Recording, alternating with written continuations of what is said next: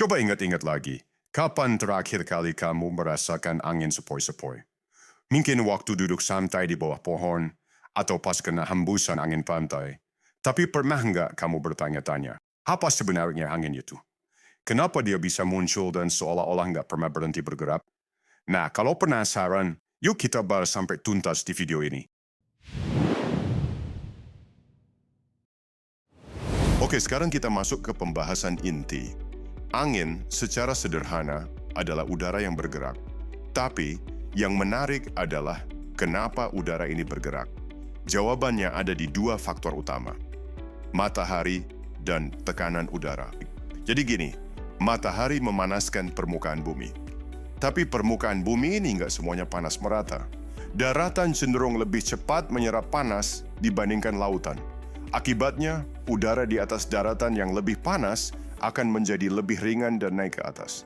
Di sisi lain, udara yang lebih dingin, biasanya dari lautan, akan menggantikan posisi udara panas tadi.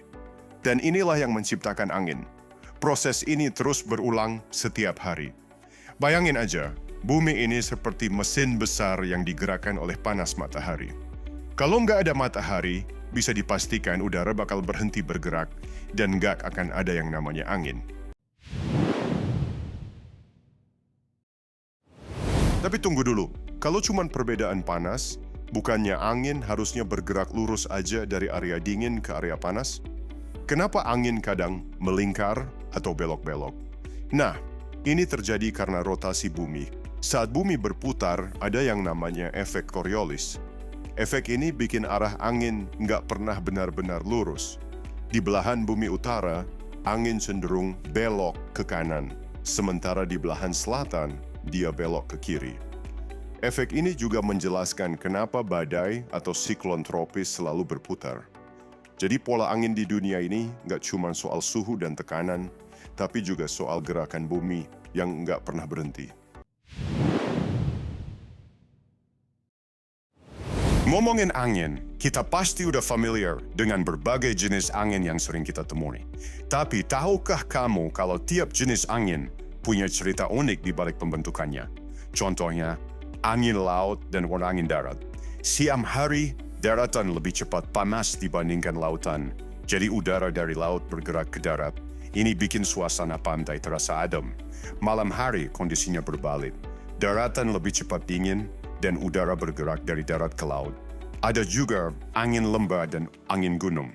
Siang hari, udara di lembah memanas dan naik ke atas menuju puncak gunung. Malam hari, udara dingin di puncak turun ke lembah. Siklus ini terjadi terus-menerus, menciptakan pola angin yang khas di daerah pegunungan. Yang nggak kalah menarik adalah angin muson. Angin ini dipengaruhi oleh pergerakan matahari dan pola musim. Di Indonesia, angin muson membawa musim hujan dan musim kemarau. Jadi kalau kamu sering bingung kenapa hujan deras terjadi di satu waktu, itu ada hubungannya dengan angin muson yang membawa uap air dari Samudra Hindia. Sekarang kita udah tahu dari mana angin berasal dan bagaimana dia bergerak. Tapi kenapa angin ini penting banget? Pertama, angin punya peran besar dalam menyeimbangkan suhu bumi. Tanpa angin, panas akan terperangkap di satu tempat, sementara tempat lain tetap dingin.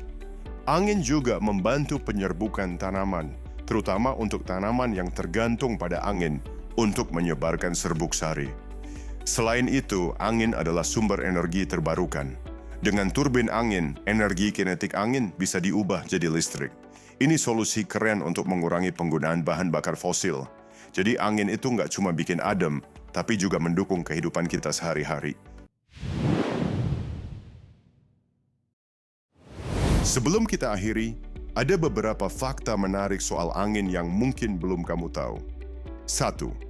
Angin bisa menggerakkan polutan udara kotor di satu negara bisa didorong angin hingga ke negara lain. Jadi polusi itu nggak cuma masalah lokal, tapi bisa jadi masalah global. 2. Olahraga ekstrem yang mengandalkan angin. Pernah dengar soal kitesurfing atau paragliding? Olahraga ini sepenuhnya bergantung pada kekuatan dan arah angin. Tanpa angin, olahraga ini nggak mungkin dilakukan.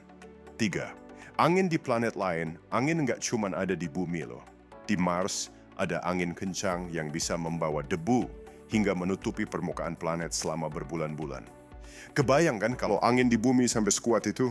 Gimana? Sekarang udah nggak bingung lagi soal dari mana angin berasal kan? Ternyata, di balik hembusannya yang terlihat sederhana, ada proses kompleks yang bikin angin terus bergerak. Kalau kamu suka video ini, jangan lupa klik tombol like, share, dan subscribe ya. Di sini kita bakal bahas berbagai fenomena sains menarik lainnya yang bikin kamu makin paham dunia. Sampai jumpa di video berikutnya.